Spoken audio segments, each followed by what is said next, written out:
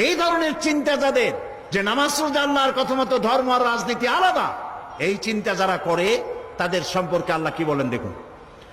আফাতুমিনুনা বিবাদিল কিতাবি ওয়া তাকফুরুনা বিবাদ ফামা জাযাউ মান ইয়াফআলু মিনকুম ইল্লা খিজয়ুন ফিল হায়াতিদ দুনিয়া ওয়া ইয়াওমাল কিয়ামাতি ইউরাদ্দুনা ইলা আশাদ্দিল আযাব।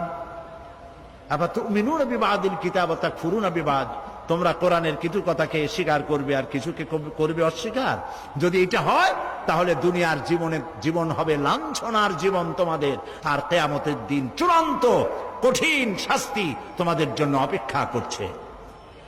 আল্লাহ তাআলা বলছেন, ইয়া আইয়ুহাল্লাযীনা আমানু আতিউল্লাহ ওয়া আতিউর রাসূল, হে বিশ্বাসীরা তোমরা যারা ঈমান এনেছো শোনো, আল্লাহ এবং রাসূলের আনুগত্য করো। কে বলতেছেন কোন তো? কি করতে বলতেছেন? আল্লাহ এবং রাসূলের কোন ক্ষেত্রে? জবাব দেন, কোন ক্ষেত্রে আনুগত্য করতে বলছে? যদি সকল ক্ষেত্রেই হয় তাহলে ধর্মনিরপেক্ষ মতবাদীরা কি জবাব দিবে? প্রিয় ভাই সব, সুতরাং মুসলমান হয়ে যে ব্যক্তি ধর্মনিরপেক্ষ মতবাদের অনুসারী হয় সে তার নিজের সাথে, নিজের ঈমানের সাথে প্রতারণা করে। এ ব্যক্তি মুসলমান হতে পারে না, অবশ্যই মুনাফিক।